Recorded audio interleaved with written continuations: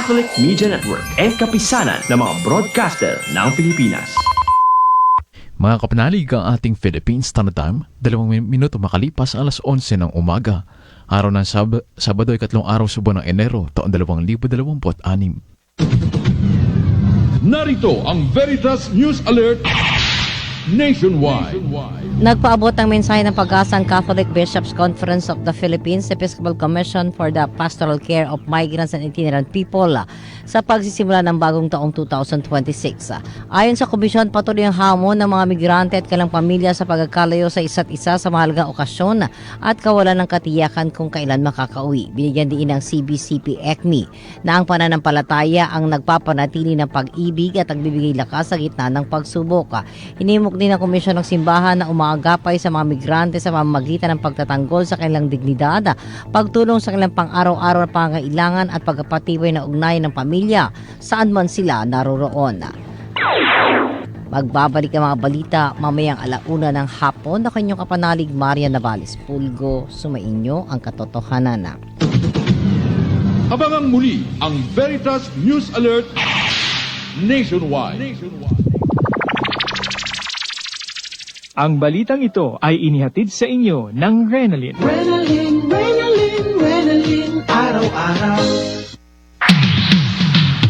Kapanalig, bili na sa Veritas Truth Shop, ang religious gift store ng Radio Veritas 846. Mabibili rito ang iba't ibang religious items tulad ng mga rosaryo, mga imahen ng mga santo, mga church event souvenirs tulad ng mga Catholic statement shirts at Radio Veritas merchandise. Ang Veritas Truth Shop ay matatagpuan sa Veritas Tower, 162 West Avenue Corner, EDSA, Quezon City. Para sa orders at deliveries, bisitahin ang www.truthcorner.veritas846.ph o i-message ang Facebook page Veritas Truth Shop o tumawag sa 8925-7931 hanggang 39, local 111 at 122 o sa 0917-639-7664 0917-639-7664.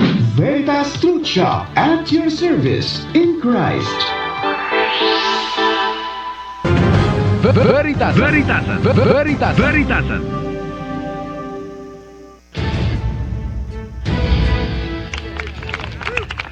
Oh wow! Good morning! Opening salvo po natin ngayong 2026. Veritasan po, Father Jerome Ceciliano, kasalukuyan pong Rector ng National Shrine of Mary Queen of Peace. At pag-usapan po natin ang economic outlook dito po sa Pilipinas. Mahalaga po na malaman natin kung ano bang kalagayan po natin, economically speaking, kasi sa mga susunod pong araw, ito na naman ang pag-uusapan natin, kahirapan, kawalan ng trabaho, of course, tayo na pa rin dyan yung corruption issues. Ano nga po ba talaga ang nakikita po natin sa ating bansa? Ngayon pong araw na to ay makakapanayan po natin si Dr. Sir Percival Peña Reyes. Siya po ay Assistant Professor at the Department of Economics under the Rosita Leong School of Social Sciences ng Ateneo de Manila University. Magandang umaga po sa inyo, Doc. Father Jerome Ceciliano po.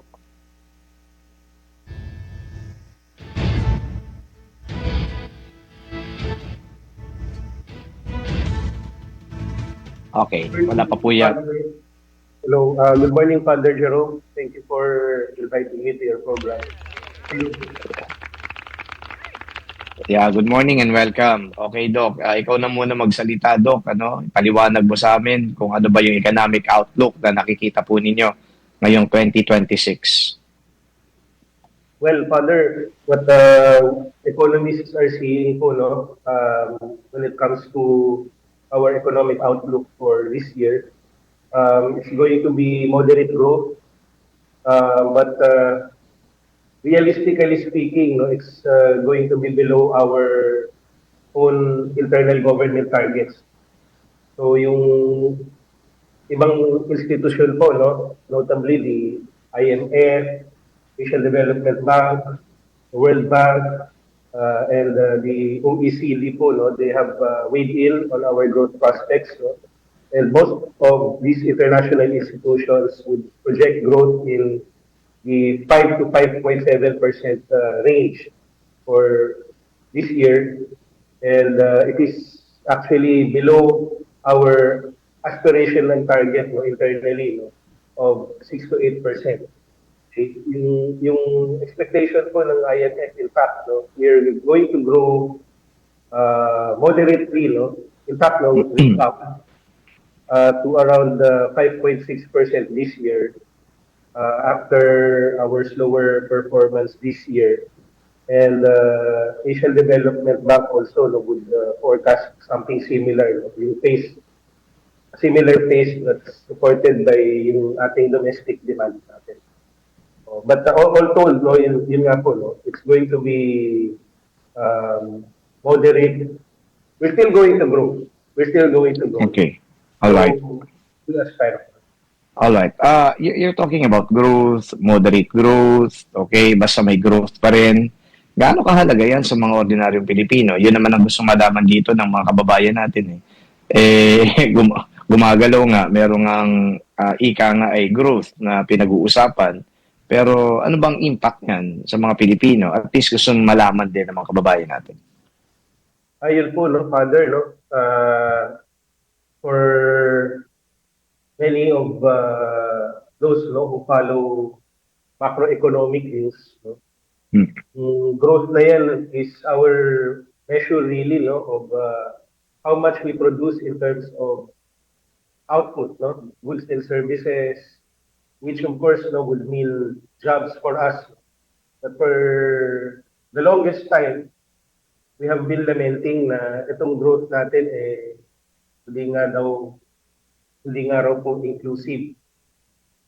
It's benefiting nga po, no, just a few sectors and members of society, no, na hindi siya yung talagang broad-based na mararamdaman ng ordinaryong Pilipino.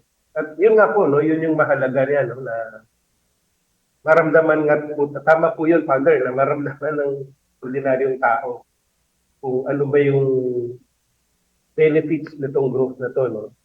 Kasi yun nga po, no, we're also grappling with the economic divide, income inequality, and this, of course, no,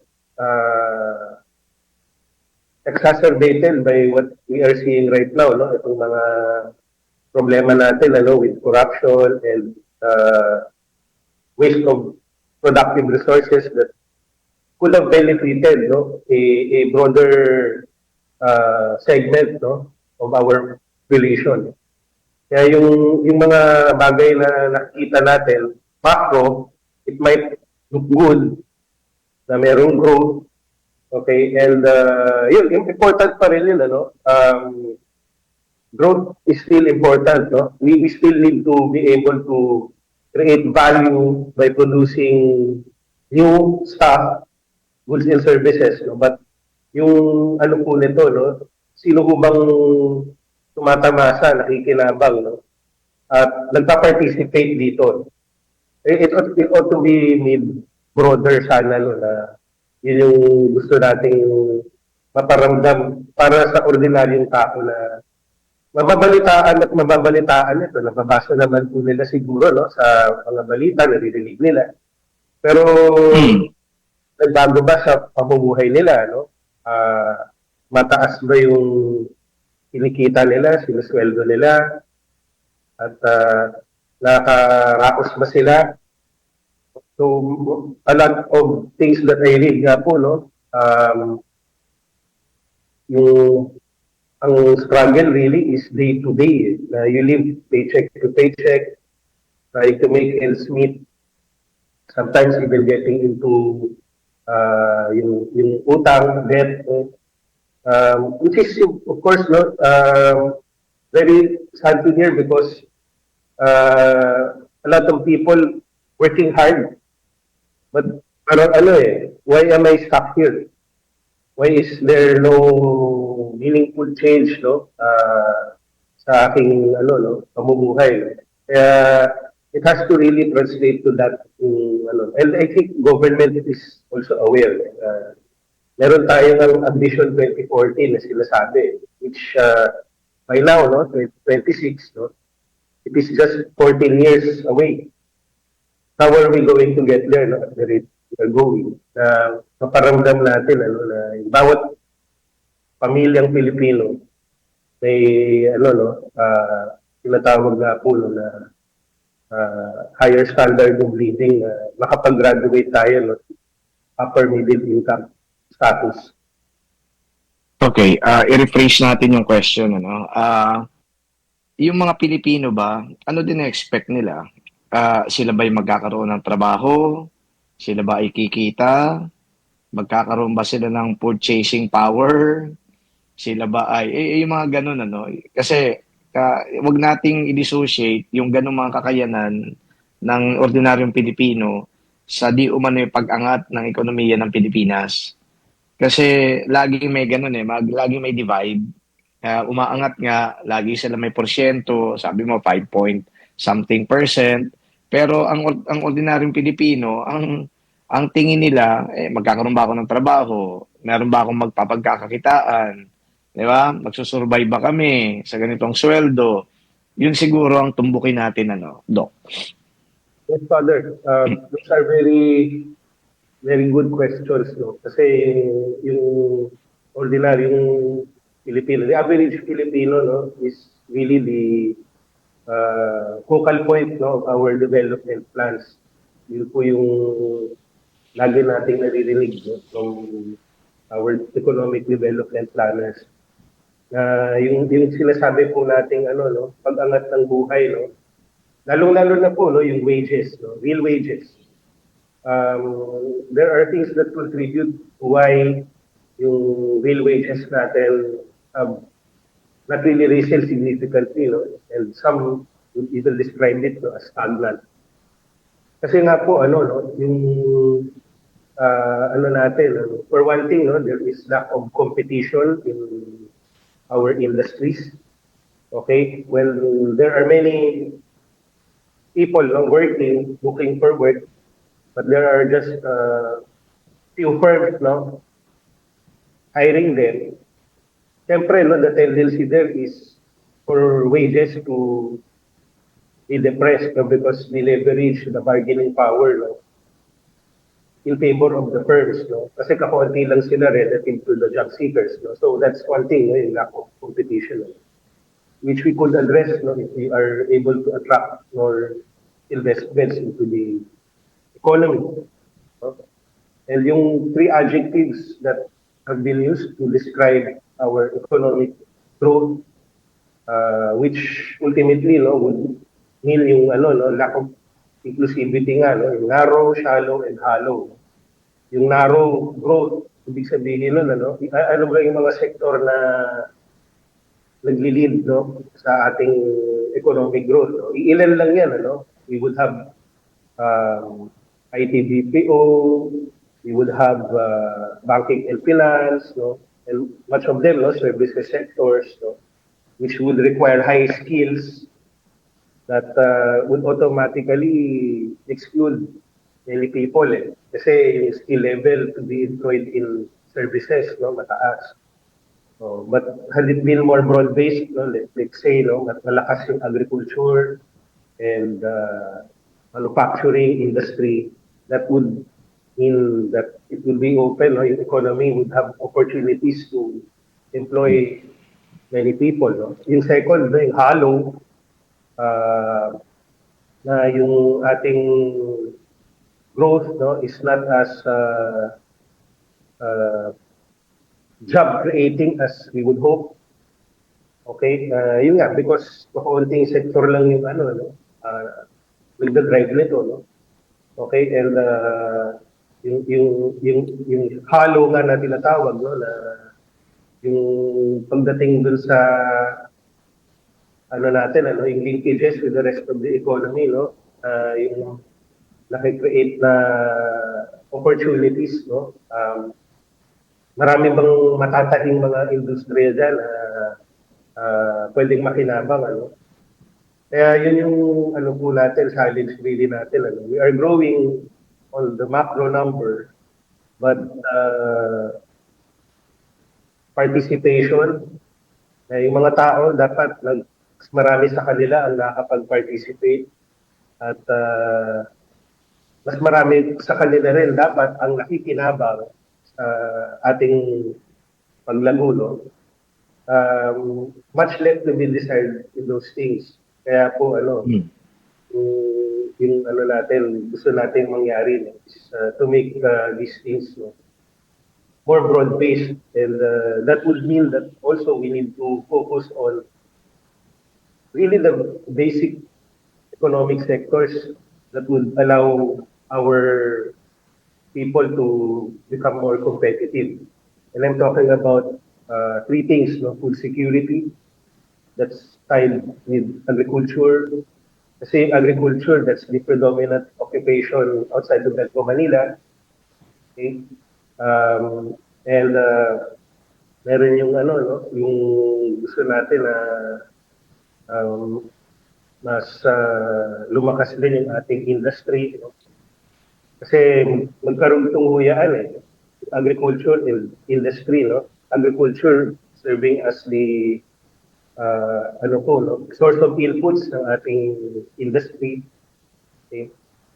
Yung iba pang bagay na critical, no? Aside from yung food security, no? Agriculture, which feeds into manufacturing, would be health and education. Kasi yung health, we need to have strong, healthy members, no, in the workforce. No? And alam naman natin anong naging epekto, no, again, that problem with corruption, yung sa mga PhilHealth scandal, etc. Dapat na paglalaanan yan, para sa kalusugan ng mga tao, pero pupurnada, nananakaw, basically. And education, really, because we look at yung outcomes natin, in terms of education. So, is the average Filipino student, going to be competitive globally pagdating sa edukasyon, outcomes, and we have, of course, math, science, English, or communication. And sadly, in the surveys that have been done on that, we have been lagging behind. And itong mga to, these are long-term investments sa ating tinatawag na human resource. Kasi the most important asset that we have really yung people. So, yung infrastructure, while that is important, and much of the things that we hear now, involve infrastructure. So, but really, yung nangyayari, it's been used, to siphon off funds, for corruption. Yun yung masakit po, hindi nararamdaman din ng tao yung benefit. Better infrastructure. And at the same time, it also takes away resources that ought to have been put in those critical sectors. Kaya nga po, naging issue na bakit mas malaki pa ang budget ng infrastructure kaysa sa education. Which of course, is not allowed, even in the Constitution nga raw, kasi ito, yun yung mga, natin, importanteng bagay na susulong sa atin, well into the future to reach yung ating ambition. 2040 and even beyond it. Na maging tayo, more developed tayo, upper middle income. Okay, magpapakilala po ang Veritasan, wag po kayong aalis.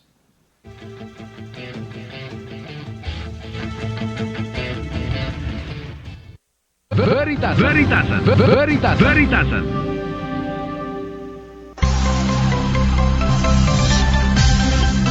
Kapanalig, ngayong bagong taon, alalahanin natin ang pangako ng Diyos na nakasaad sa mabuting balita ayon kay San Mateo, Kabanata 28, talata 20. At tandaan ninyo, ako'y laging kasama ninyo hanggang sa katapusan ng panahon. Kapanalig, mula pa sa simula, kapiling na natin ng Diyos at hanggang dulo, hindi niya tayo iiwan. Magbago man ang mundo, ang pag-ibig niya ay mananatili. Sa kabila ng ating pagkukulang, siya'y patuloy na umaagapay Kaya ngayong bagong taon, humakbang tayo ng may pag-asa. Dahil kasama natin ang Diyos. Kapanalig, ako po si Bishop Joel Bailon mula sa Diocese ng Legazpi na bumabati ng Happy New Year sa inyo. Mula sa inyong kapanalig na himpilan, Veritas 846, ang radyo ng simbahan.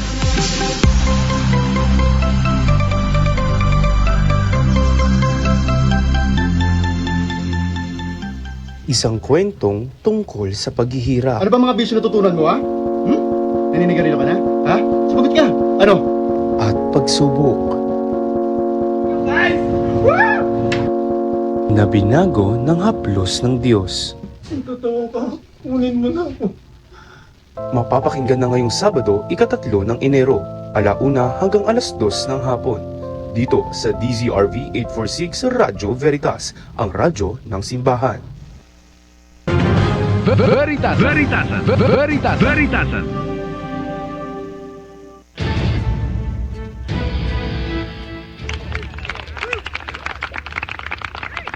Okay po, balik po tayo sa ating talakayan, Economic Outlook 2026. At kasama pa po natin dito ang ating pong guest, si Doc Zer. Okay? Magandang umaga po sa inyong lahat ulit. So ituloy po natin. Ito po mga konkretong tanong lang.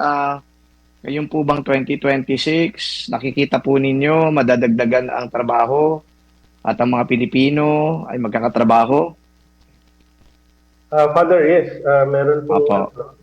When it comes to jobs, meron naman kung... Saan po manggagaling ito pong mga trabaho na ito? But yun po, Father, most of these jobs, again, would still come from ating services sector. Okay? Yung mga wholesale and retail trade, transport and storage, and tenant accommodations. Yun po yung mga sectors that are creating jobs really for us. But the thing is, and ito po yung observation din ng ito pong mga kolonista po, na ano po ba ang quality ng jobs na nakikreate natin? Are these really what we would call high-paying jobs? Not to belittle any kind of work or any kind of job. So, lahat naman po yan mararangal. But yun nga, there are jobs that would have been higher paying. And kamukha po nung halimbawa sa manufacturing, okay, yung manufacturing would be high-paying job that is stable, formal employment, meaning to say that it would come with attendant benefits, like your usual, SSS, PhilHealth, and paid leaves. But if our economy will have more of that through investments in that sector, mas magiging maganda po sana ang ating job quality. Okay. Talking about manufacturing, nakikita nyo po ba merong manufacturing capacity ang Pilipinas? Meron naman po, Father. Meron naman capability po sana. But it will, of course, looking at the long term, depend on yung natin, yung ating workforce na meron tayo.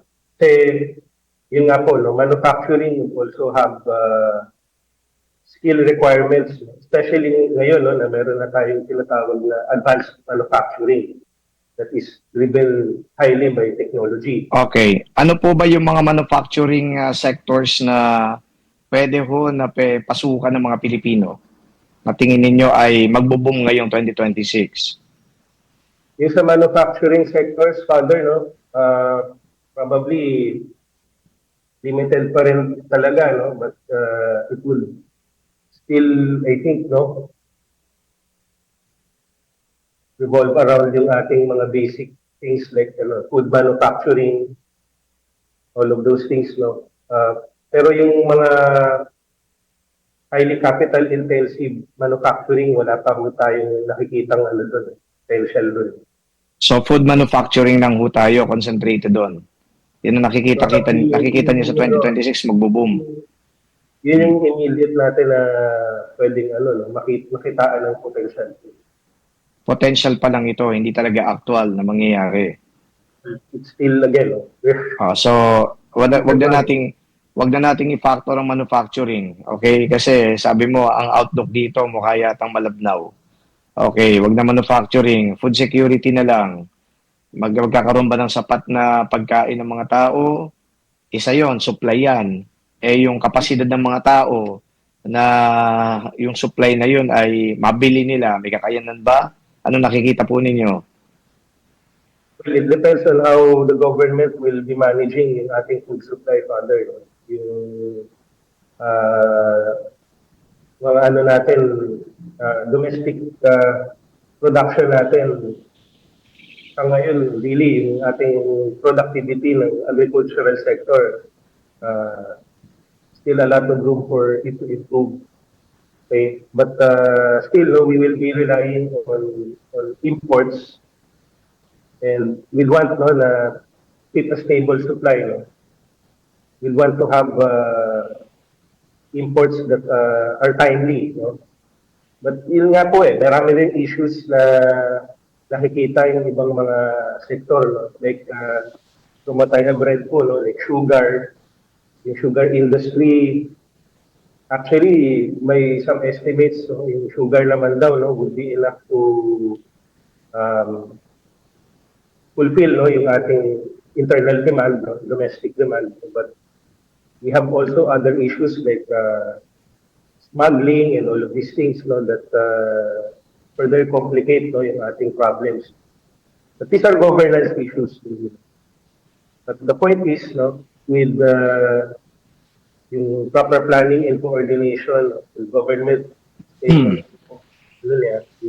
management yan, ng mga supply na to, kaya naman po, no, mapanatiling stable yung ating supply, no. And nakikita naman po natin, based on yung latest figures, no, na yung price pressures, no, pagdating sa pagkain, on a downward trend naman po. So, but Okay. yung mga rent and utilities, kaya nag-offset po yung mga iyan. But when it comes to food, sana po, no, government would... Okay, i-separate muna natin yung governance. Mamaya tutukan natin yan. Doon sa food supply. So yung production ng food, nakikita ninyo locally, medyo mababa yan. Kaya magre-rely tayo sa imports. Yun ang nakikita ninyo. Okay, ngayon may implication yan. Kapag import, syempre mas mataas ang presyo niyan kumpara sa mga locally produced. Tapos yung mga local producers naman, lugi-lugi din sila. Lalong-lalo na kapag may pasok ng imports, di ba? Mas lugi dito, syempre yung mga mamimili, ordinaryong Pilipino. Dahil imported nga, medyo mas mahal. Exacerbated pa yan dahil wala silang trabaho, wala silang kakayanan. Kapag pinag-combine mo na lahat ng yan, eto pa, pati yung governance, ando doon yung corruption, ando yung bureaucratic red tape, ando doon pa yung iba pang mga, salasalabat na problema dyan. So nakikita mo ba mga Pilipino ay maghihirap? Walang pagkain? Wala silang kakayanan? Ano bang nakikita mo dito? And those tendencies, Father, no, are likely, no, na, again, if we don't have meaningful changes to do. Yung, hindi naman po sa, yung magkakaano po tayo, no, babagsak ang ekonomiya, like a recession or what, no? But it's still going to be a day-to-day struggle, trying to make ends. We're still going to grow, like I said, no? But yun nga, what's the quality, no? Yan. And is it something that will meaningfully shift upward, no, yung ating standard of living? Probably not this year, no? Kasi nga, yung ating prospects, no, quite subdued, really. Pero yung yung malaking bagay nga dyan, really, no, how are we going to bring in, no, a lot of yung investments na kailangan natin. Kasi yung ating kakayanan sa domestic economy, no, na mag-create ng investments, no, and consumption, no. Although malaki yung ating population, malakas yung ating consumption, ano. So, pero it's still limited. That's why we still need to look outward. Yung ating pangangailangan pa rin ng investments from outside. Andyan pa rin yan. Okay, you're talking about investments. Okay, ang simpleng tanong dito, do you see the Philippines as a possible destination of investments coming from abroad or even locally? Do you see the climate? Andiyan dyan ba para mag-invest sila dito sa bansa natin? Well, Father, to be perfectly candid, no, yung ating investment, no, medyo siya, no, mixed yung picture sa kanya, no. There is actually shaking, no, of investor confidence. No? Hindi naman po natin pagkakaina yun. Okay, domestic and foreign investment have actually weakened noong 2025 due to, for one thing, no, meron tayong kalaban sa labas ng global uncertainty. Okay, brought about by yung Trump tariffs nga, no, that's caused a lot of fuss, no. And again, yung governance issues that we are that are pretty much predicted, no. Kaya yung they want to, investors, no, are cautious. Kasi syempre, no, kung ganito yung palakad, no, ang hirap magtumaya, no, sa bansa na yung mga ganitong issues. Okay? But yun nga, no, we have to see meaningful changes there. Okay? Yung things that would strengthen, no, our investor sentiment, no. Oo, kasi yung makikita natin sana na mga bagay, no, na kailangan mag-improve upang bumalik yung tiwala. Yun yung thing with trust kasi, no, it's a crisis of trust nga raw po, no. Once you shake that, no, it's going to take a while for you to regain it, no. Kaya yung things that are concrete, no, rule of law in terms of prosecutions, no, to umuusad ba, mayroon bang prosecute, may nakukulong ba dun sa mga involved, no, sa mga iskandalo. Okay. Second would be what, no, transparency and efficiency in public spending. I think government now, no, is more conscious, no, na talagang dapat, no, sa publiko to, i-open natin, expect natin, okay? And yung ating predictability sa ating economic policy, no, na hindi dapat palit-palit yan. Kasi that would have implications also, no, on how investors are going to plan ahead. Okay. Sige. Policies. Alright. So, Doc, ano yung huling mensahe mo sa mga Pilipino na nakikinig sa inyo ngayon? Any message for them? You know, I would like, Father, no, to take this opportunity, no, to still, no, inspire hope despite our circumstances that, you know, if we take a supernatural outlook, this, no, yung mga crisis kasi sinusundan yan ng boom. There must be a purpose, no, why these things happen. Di ba, you know? At, you know, crisis situations are revelatory. Yung mga nakita nating pagbunyag, no, sa mga ghost project, flood control scandal, etc. Pukaw, no, yung ating isip at damdamin, ano. Sa araw-araw na nagtatrabaho ka, patas, kumikita ka ng marangal, no, pero hindi mo natatamasa yung inaambag mo sa lipunan to your tax. No? But probably, no, God also wants us to wake up, makialam ka, no? Oh, no? maging mas vigilant at mas maging aktibo, no? Dahil yung kinabukasan mo ang nakasalalay dito. And I think, no, now we're seeing, no, people, no, becoming more active, especially sa younger generation, that they are becoming more louder in making their voices heard, becoming more assertive, no, to demanding more accountability. I think these are good, no, because they are really more involved, no, kesa naman po na indifferent tayo. And I think that will be something that would hopefully spark change, no, in our society. When we speak truth to power, to demand accountability from people, rather than be indifferent, no, or no? Mangarap na lang ba ako na lumabas ng bansa o iwan na lang itong lahat? Is, what people tend to do, no, kung ganito nakagulo rito, no?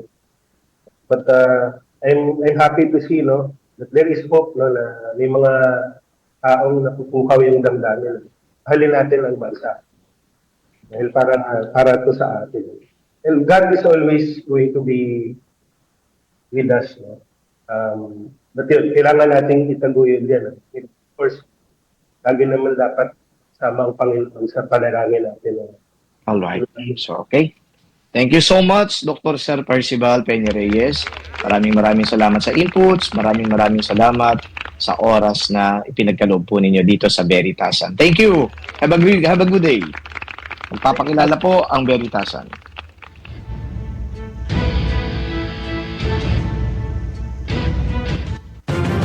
Veritasan. Merry Christmas from all of us to you. Merry Christmas from the heart. We hope your wish for Christmas comes true.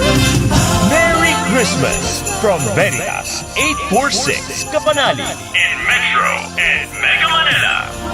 Merry Christmas, Veritas 846. Ang radyo ng simbahan. Member Catholic Media Network and kapisanan ng mga broadcaster ng Pilipinas. Mga kapanalig, ang ating Philippines Standard Time, 39 na minuto makalipas alas 11 ng umaga. Veritasan.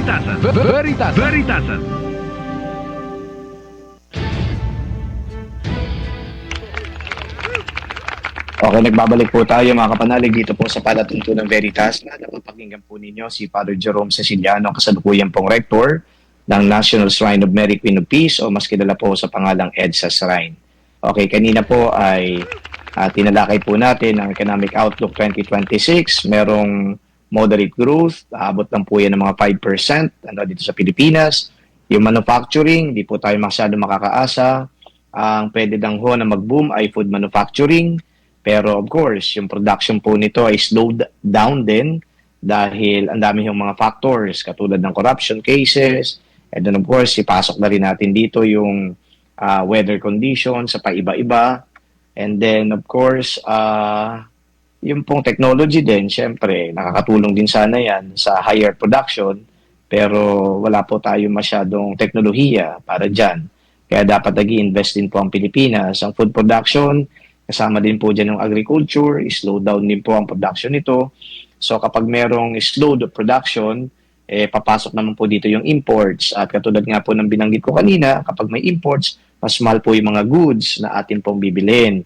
Ang susunod na tanong dyan, may kakayanan ba mga Pilipino na bumili ng mas mahal na goods? Ngayon papasok dito yung unemployment. Meron bang employment or tataas ba yung unemployment? Sabi naman kanina ni Doc, magkakaroon siguro ng employment, pero yung nga lang, di natin alam kung ito ba yung mga employment na magbibigay ng mas mataas na sahod. Okay, baka naman ito yung mga employment na, makapagbigay lang ng sahod para at least makasurvive yung mga Pilipino. Ngayon, talking about employment saka unemployment, papasok siguro dito yung investors. Okay, binanggit kanina. Yung foreign investment, Sino nga ba naman magtitiwala daw ngayon sa mga Pilipino? Lalong-lalo na sa ating gobyerno, kaliwat kanan ng corruption.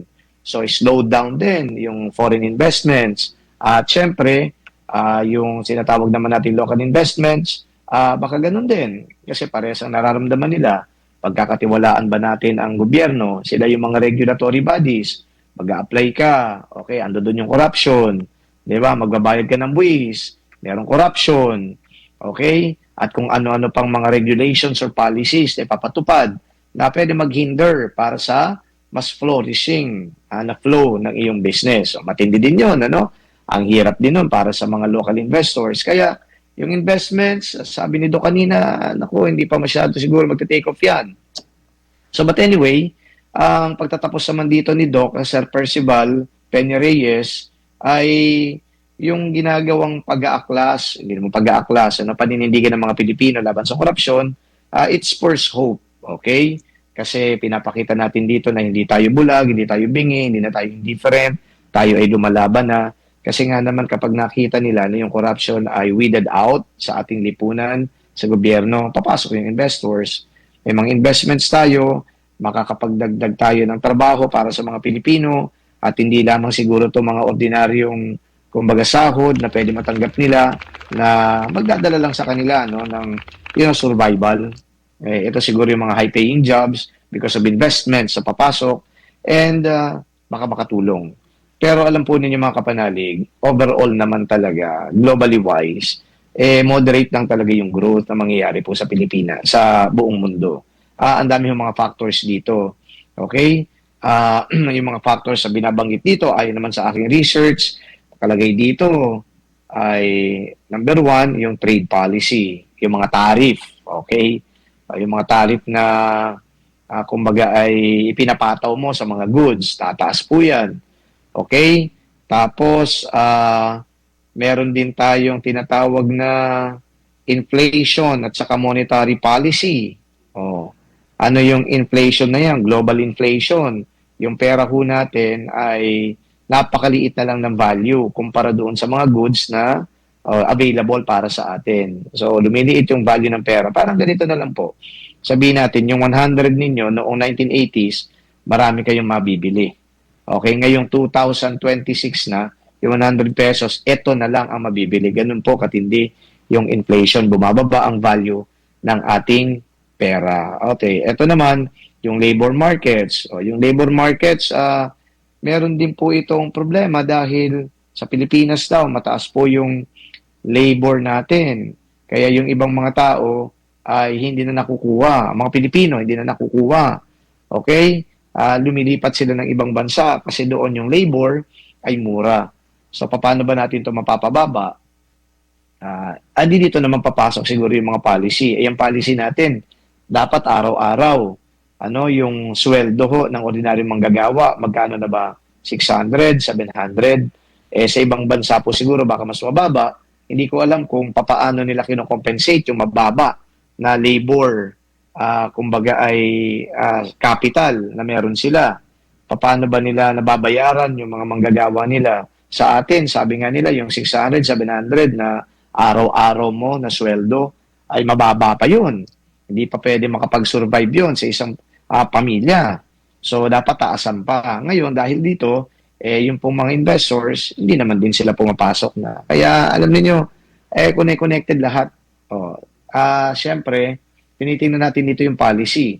Hindi naman pwede na bababaan pa natin yung dati nang tinatanggap na 700 para na makaattract tayo ng investors. Di ba? So, definitely, we shy away. Investors rather shy away from us.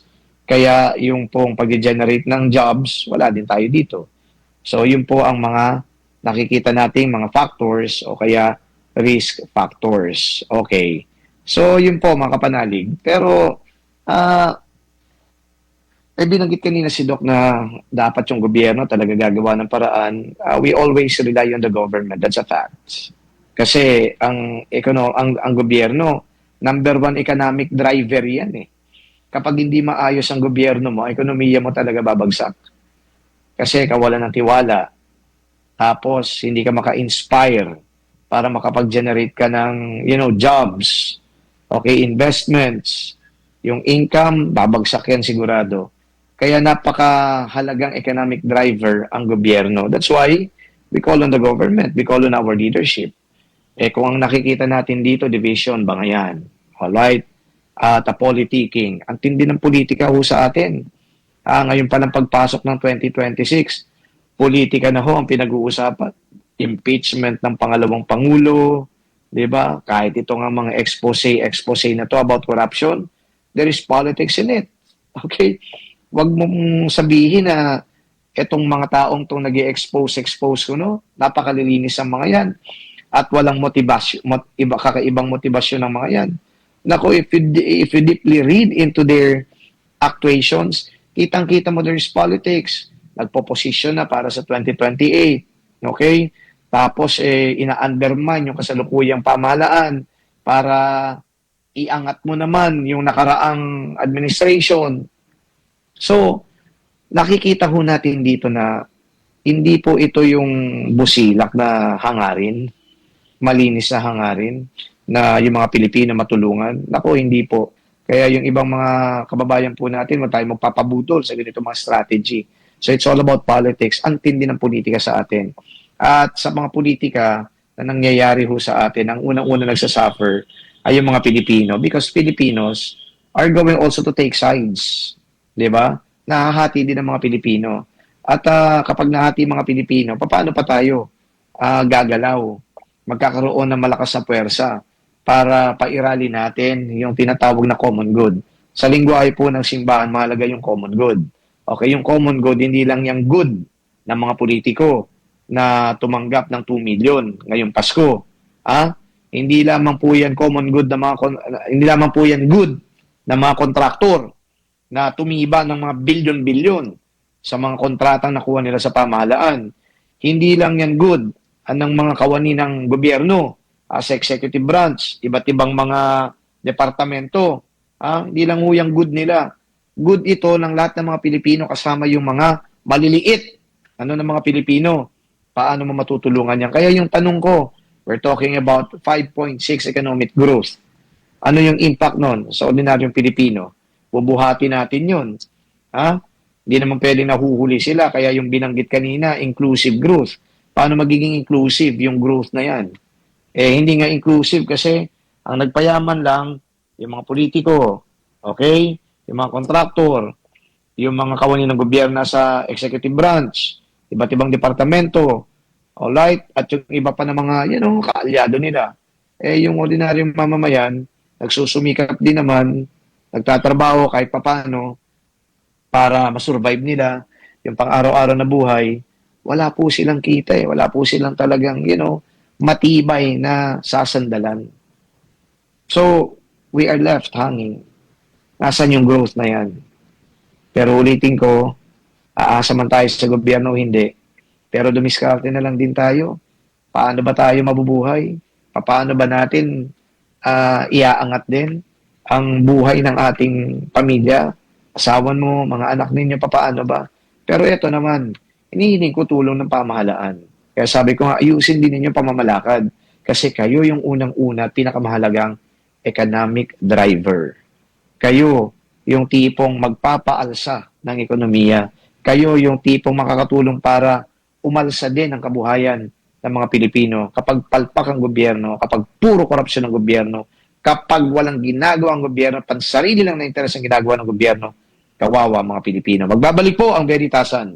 Huwag po kayong alis. Veritasan. Kapanalig, narito ang ilang paalala sa pakikibahagi ng on-air and online healing masses sa Veritas tuwing alas 6 ng umaga, alas 12 ng tanghali, alas 6 ng gabi at alas 12 ng hating gabi.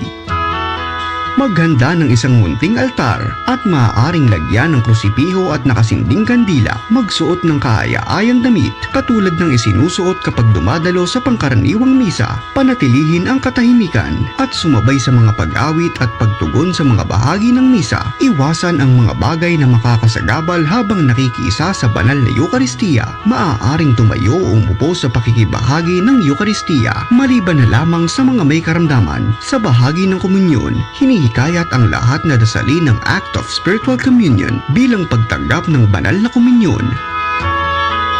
Kapanalig, ating ihanda ang sarili sa pakikiisa sa hapag ng Panginoon, ang hapag ng katotohanan at ng ating kaligtasan. Healing Mass sa Veritas. Abangan! Come, Lord Jesus, send us your Spirit, renew the face of the earth. Come, Lord Jesus, send us your Spirit. The Epiphany of the Lord. Ang Epiphany ay halaw sa salitang Epifania na isang wikang Griego na ang ibig sabihin ay manifestation. Ang Epiphany ay ang pagdiriwang sa pagpapakita at paghahayag na si Jesus ay anak ng Diyos. Ang kapistahang ito ay bilang pag-alala na ang pagka-Diyos ni Jesus ay naihayag sa pamamagitan ng pagbisita sa Bethlehem ng tatlong mago o kilalang The Three Wise Men na may handog na ginto, kamangyan at mira para sambahin ang sanggol na si Jesus. Ang Epiphany of the Lord ay pinagdiriwang ng Simbahang Katolika tuwing unang linggo ng Enero.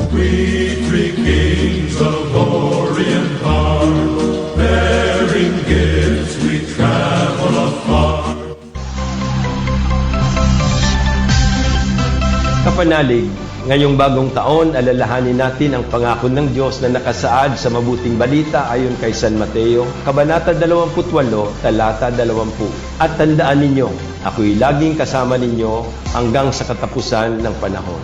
Kapanalig, mula pa sa simula, kapiling na natin ang Diyos at hanggang dulo, hindi niya tayo iiwan. Magbago man ang mundo, ang pag-ibig niya ay mananatili. Sa kabila ng ating pagkukulang, siya'y patuloy na umaagapay. Kaya, ngayong bagong taon, humakbang tayo ng may pag-asa. Dahil kasama natin ang Diyos. Kapanalig, ako po si Bishop Joel Bailon mula sa Diocese ng Legazpi na bumabati ng Happy New Year sa inyo. Mula sa inyong kapanalig na himpilan, Veritas 846, ang radyo ng simbahan.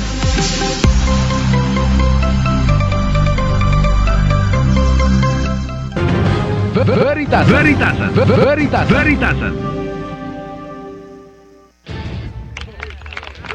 Mga kapanalig, ito na po yung uling yugto ng ating palatuntunan, pero ipapasok po ito yung patronage politics. Alam mo yung patronage politics, nagkikreate po ito ng sense of dependence at kanino ka dedepende sa mga politiko. Kaya po tama yung ginawa ni Cardinal Ambo na pagtuligsa doon sa MAIF, yung Medical Indigence Fund na kinakailangan mo pa na dumaan sa mga politiko para maka-avail ka ng mga medical procedures o di kaya medical interventions, meron pang intervention ng mga politiko. So nagkikreate lagi ng dependence. Yan po ang patronage politics. At ito yung dapat mawala. Ang mga Pilipino ho, parang nasanay na sa ganitong kalakaran. Yung mga Pilipino dumedepende talaga sa mga politiko. Lalapit sila kapag may pangailangan, pupuntahan nila sa ganito, ganyan, hihingi ng mga, endorsement sa hospital, sa kung ano pa man. Ito'y ginawa nilang sistema. Kaya naman itong mga Pilipino, beholden talaga sa mga politiko. Kaya tuloy, hindi maibigay ng politiko yung resources na para talaga sa mga Pilipino na hindi muna yung Pilipino ang lumalapit sa kanila. So hindi nagkukusa. Karamihan ng mga yan, naghihintay para nga yung tao ay may utang na loob, yung botante ay beholden doon sa nagbigay sa kanya, ng resources o di kaya nag-endorse sa kanya. Ganun po ang na-create na sistema dito. At ito po yung labanan natin, patronage politics. Ngayon, sabi ng ilan, hindi rin natin masisisi na yung mga Pilipino ay dumepende talaga.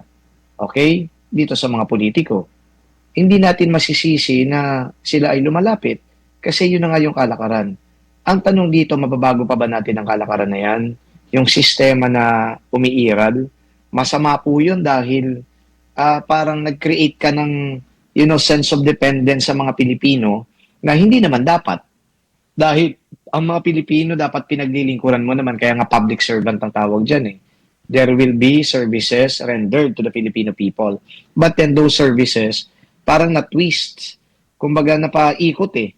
Dapat mo na hingin mo bago namin ipagkalob sa'yo. That's it.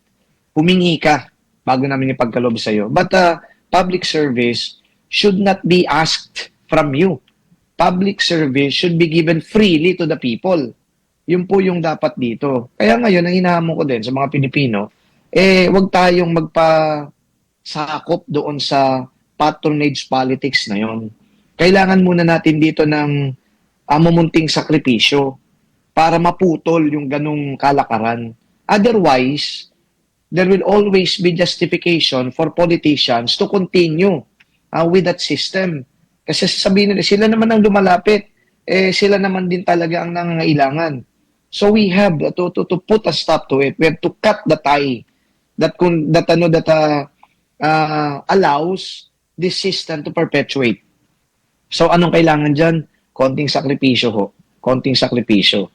At baka sakaling etong mga politiko na lagi na lang iniisip na lalapit at lalapit ang mga yan, magbibigay ako, magdalawang isip na kahit hindi kayo lumalapit, ipagkakalob talaga nila ang serbisyo publiko.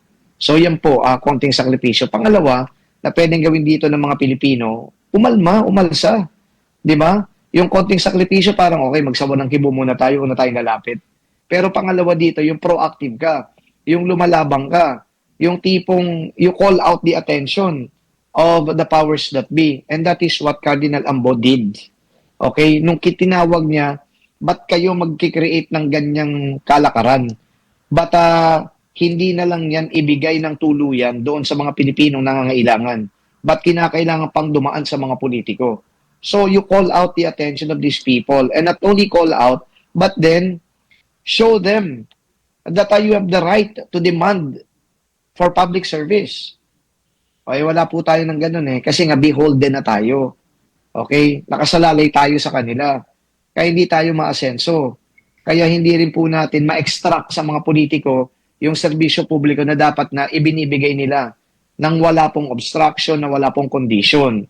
So yun po ang i-demand natin, labanan natin yung ganong kalakaran at sistema. Okay?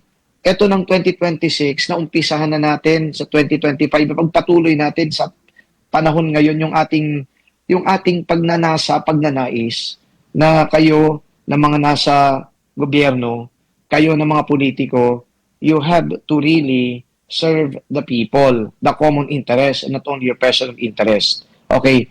Pangatlo, na pwede natin gawin, ay yung pagkakaisa ng mga Pilipino. Kaya nga sabi ko, hinahati tayo ng politika Ang mga napapakinggan po natin ng mga pananaw, mga analysis, politics po yun. Politics yan.